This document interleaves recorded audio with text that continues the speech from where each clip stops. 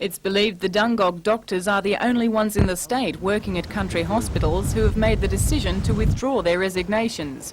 The other doctors have resigned to protest pay awards, in particular the government's refusal to pay country doctors for being on 24-hour call.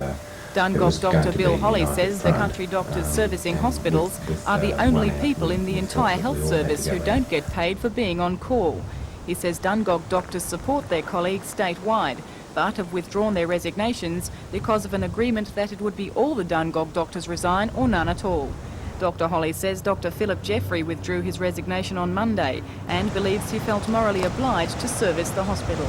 This must make the other 4 doctors in Dungog at least a little disappointed. Oh, naturally we're disappointed, yes, because we did want to present a united front. But we have decided that we will continue with the dispute. It's purely a local issue, the Dungog doctors withdrawing their resignations, but we're still totally in support of the doctors who have withdrawn or who have still got their resignation standing, and we're going to work out some alternative tactics to show that we still support their stand. What sort of tactics? Well, we haven't fully discussed it yet, but one of my personal feelings is that I can't accept any money from the hospital while this dispute is on. I feel like a bit of a scab, I suppose, is the word. So any money that I get from the hospital during the currency of the dispute, I'll be donating to one of the local charities, probably the Nursing Home Appeal, and I've spoken to Dr Almeida and he'll be doing the same thing. Do you think any of the other doctors involved in Dungog might do the same? Suit. If they do, he says they stand to lose an average $200 a week. The 5 doctors will meet on Friday to discuss any further action that might be taken. How do you think that sort of move could put pressure on the government? It's not so much to...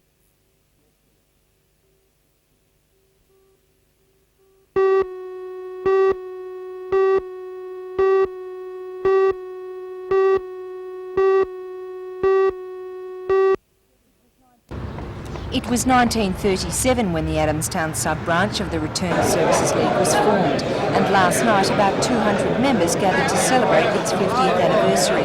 A number of well-known faces, such as the member for Shortland, Peter Morris, were amongst those who helped lay a wreath in the club foyer to remember those who lost their lives in service. There were men from all the wars, including Korea and Vietnam, and even a few faces from World War I. But most of the men fought during the Second World War. But looking back at the average age of the individuals, which is in their 70s now, the return personnel from World War II, you can only expect this because of the weariness of these elderly chaps.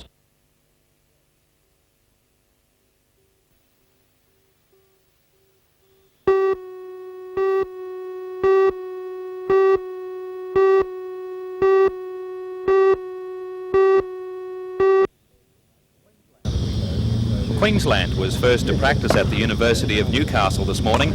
Both batsmen and bowlers looked sharp, particularly Craig McDermott, who was in devastating form. Both sides go into the clash evenly balanced. Queensland has beaten Victoria and drawn with South Australia, while New South Wales has beaten South Australia in their only game. But it's the weather that is causing Alan Border the most concern. Hopefully we get 4 fine days. That's the main thing here in Newcastle. My other visits here have always had disruptions, so if we get 4 full days, hopefully there'll be some good positive cricket and we'll get a result. How that's achieved is another thing. We've got 4 pretty good quick bowlers, so if they can dominate, well obviously that'll give us a good chance, but New South Wales have something to say about that. They've got 3 pretty handy ones and a couple of good all-rounders. It's going to be one good, good cricket game. New South Wales put in final preparations this afternoon. Bowlers Jeff Lawson, Peter Taylor and Greg Matthews were amongst the first into the nets. They'll be out not only to do their best for New South Wales, but impress selectors after failing to get into the Australian team for the first test against New Zealand. The wicket's renowned to turn on the 4th day. Will you be looking, if you win the toss, to bat first? Well, without looking at the wicket, that's probably the way I'm thinking at the moment, but that could all change in the morning when I go down and take a look at the sports ground. With 15 Australian representatives lining up in the 2 teams, as well as big English all-rounder Ian Botham, Newcastle cricket officials expect a 4-day crowd of around 20,000.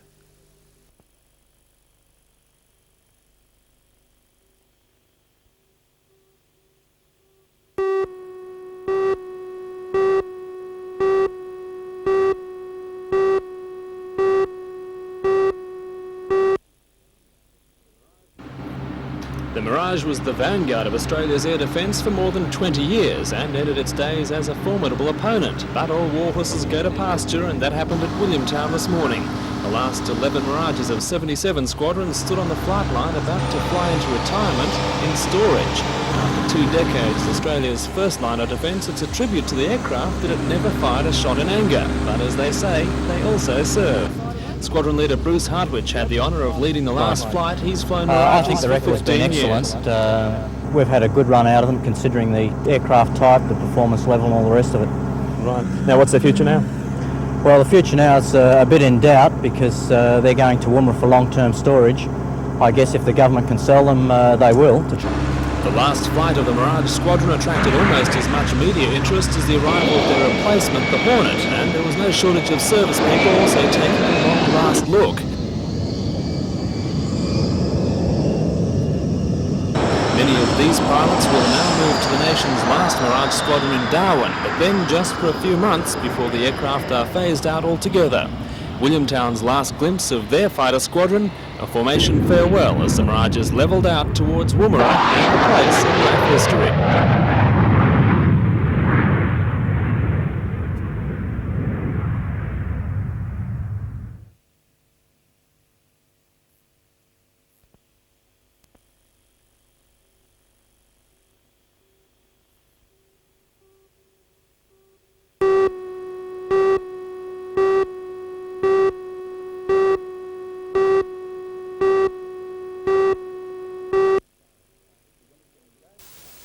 The anything goes style of driving will be more than a match for the chariot races of the Roman Empire. The race is not unlike that in the Ben-Hur Classic, with the driver and van having to complete 15 laps of the circuit, with the first driver crossing the line declared the winner. Minimum requirement to be eligible for the $2,000 first prize is that the drawbar and wheels of the van must still be attached to the tow vehicle when finishing. Saturday night's program will also feature solos, sidecars, super sedans and modified rods.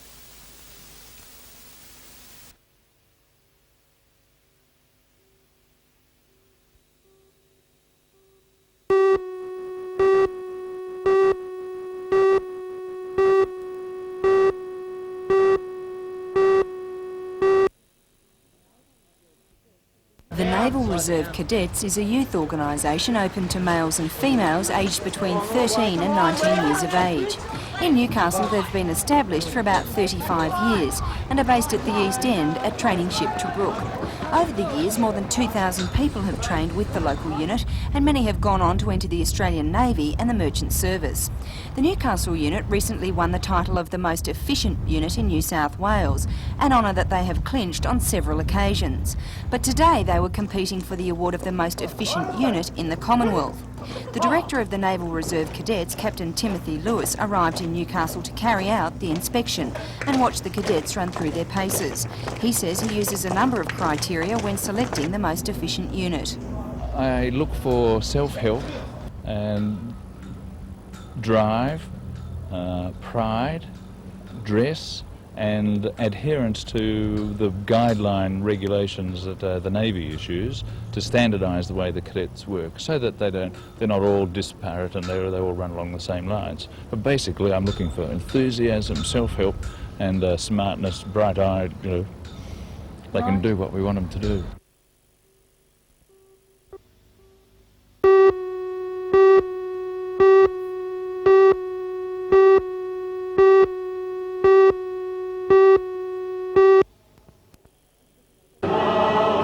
It was a spectacular service. The pro-cathedral of John the Baptist at Maitland was virtually bursting at the seams as people spilled out onto the pavement. For John McInerney and Wayne Deaver from Rutherford, the ordination was the culmination of 6 years of hard study to enter the priesthood. It could perhaps be described as a radical career change in 57-year-old John McInerney's case, because he had worked for 29 years for BHP as a clerk. Wayne Deaver worked for a short time in the textile industry at Rutherford before beginning his studies for the priesthood. Both men have spent 5 years studying at St Patrick's College in Manly and spent the last year in Maitland. They'll be placed in parishes in the Maitland Diocese.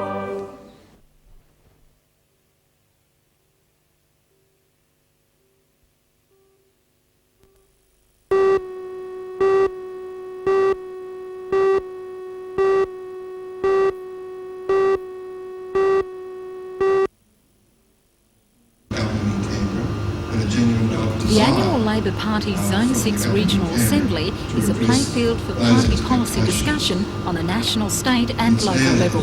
Guest speakers today included President of the Miners Federation John Maitland, who successfully gained more support in the union's struggle to establish a national coal plan. This Wednesday, a huge rally has been organised by the Newcastle Trades Hall Council to cover the issues of privatisation, deregulation and unemployment in the region. 5,000 members from various unions are expected to descend on Number 1 Sports Ground.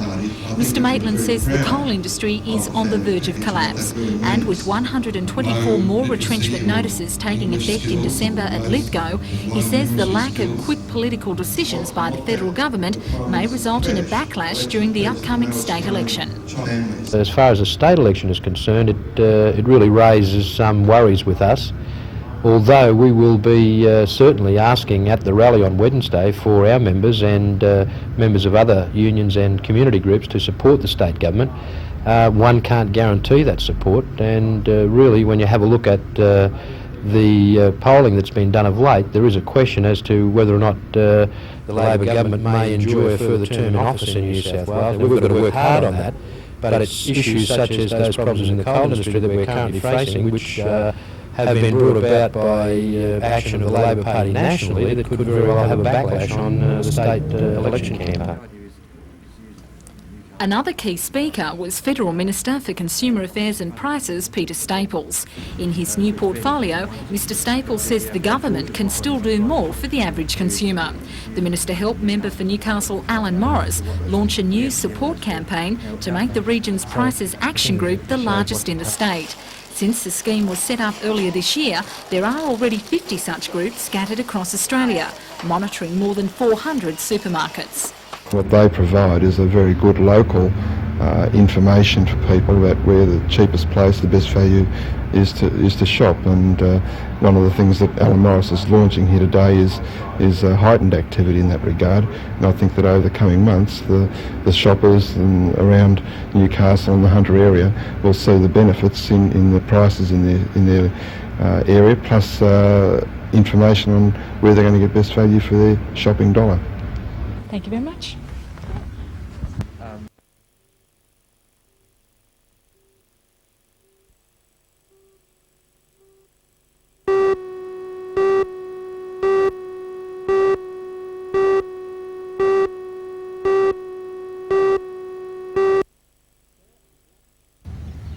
Kerr and Border continued the charge when they went to the wicket for today's first session of play.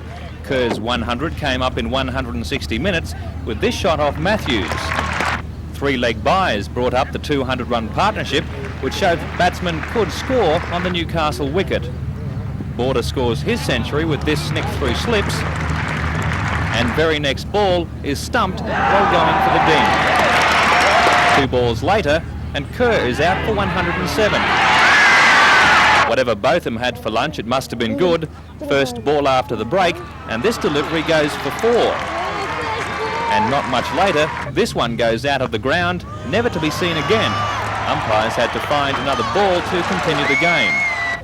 Botham and Trimble had put on 35 runs in 19 minutes, and Botham was out and Queensland was 5 for 267. Brett Henschel didn't hang around long, he was out for a duck. However, Trimble was still in business, hitting 3 towering sixes off Taylor in the 1 over. Queensland declared its innings closed at 6 for 345, setting New South Wales a target of 417 to win. However, the Blues were never in the match, the first wicket down at 13 with Small out for 7.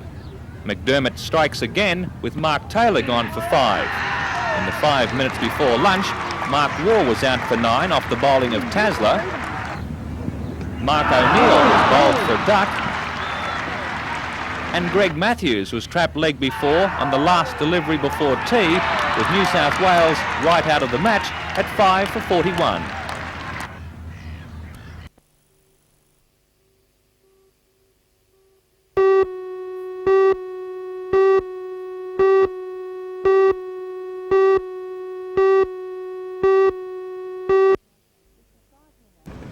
The The Society announced that most loans will drop 0.5% to 13.75% for new loans and 14% for existing loans.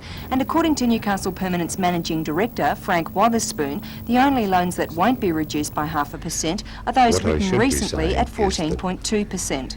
There is a reduction of 0.5% per annum to the vast majority of our borrowers. This means that the predominant interest rate to owner-occupiers becomes 14% per annum. For new borrowers, the new rate will take effect tomorrow, while existing borrowers will have to wait until February 1. The reduction will mean a saving of approximately $15 per week on the average home loan of $45,000 over 25 years. According to Mr. Wotherspoon, the reduction is expected to have a significant effect on the local economy. Well, the reduction is intended to do two things. It's intended to stimulate the local real estate market. It is intended to benefit the local home building industry.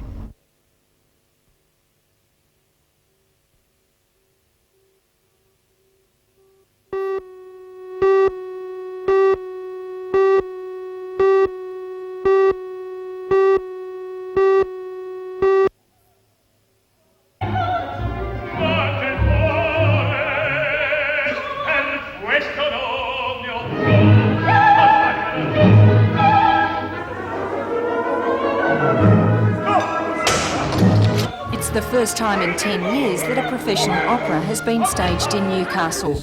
Over the weekend, technical crews ironed out last-minute bumps to ensure that the production, which is due to open tomorrow night, goes as smoothly as possible. The finishing touches were put on sets, while the lighting sequence was carefully scrutinised. And today it was a full dress rehearsal and a final opportunity for both the Hunter Orchestra and the cast to be put through their paces.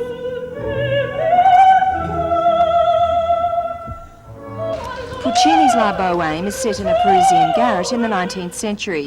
It's the story of a poor seamstress who has consumption, who falls in love with a poet and then dies in electrocution.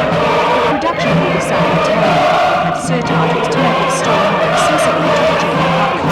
According to director Andre Singer, Richard Owens from Shoeys came up with the idea of staging the production and provided financial backing. All over the place. Well, thanks to Richard Owens of Shoeys, who is something of an opera fanatic, and La Bohème, I gather, is his favourite opera, and he very much wanted to stage La Bohème one day, and so this is how it's come about. And I gather with the cooperation of John Pringle, who's one of our cast members, who sang a concert with the Hunter Orchestra. It was discussed with Ulrich Burstein and the Hunter Orchestra and John Pringle, and it was thought that something like this could be mounted. So gradually it's gone ahead, and artists have been gathered from all over Australia and even further. In fact, Glenys Faust has come from America, and I've come from England, although I am Australian, and here we are.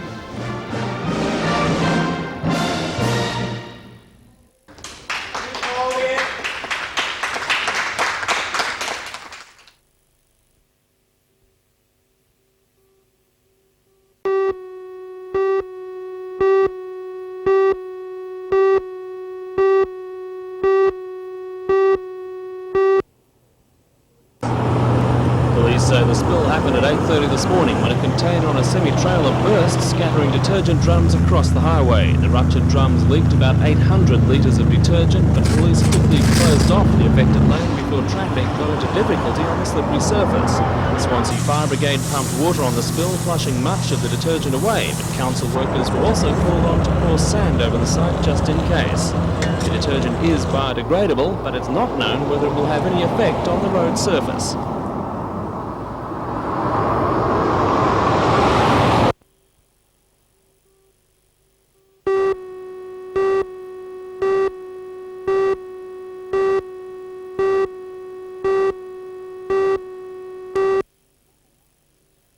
No, I never planted it. It came up itself. Bill Little has lived in the Maitland area all his life, and he used to be a market gardener, so he's quite used to growing fruit and vegetables of all kinds.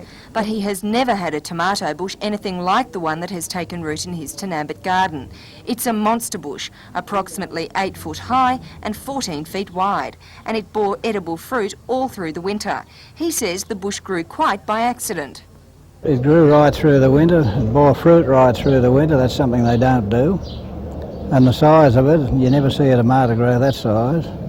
And the life of a tomato, once you start picking a tomato, only lasts for about 8 to 10 weeks and it dies off. And so how long has this one been going? Since about last January. And according to Roy Whalen from Whalen's Nursery, it's most unusual for a tomato bush to survive easily the rigours of a Maitland winter with its frosts. He says they are most interested in the bush, and apparently they're not alone. The CSIRO have been trying for years to propagate a tomato bush that is long-living and bears fruit in winter. I heard that they've been trying for 3 years to grow something like this, a tomato that'll come all the year round. And the chap said that they've got a budget of $100,000 to create something like this, and a couple of bees have done it for them.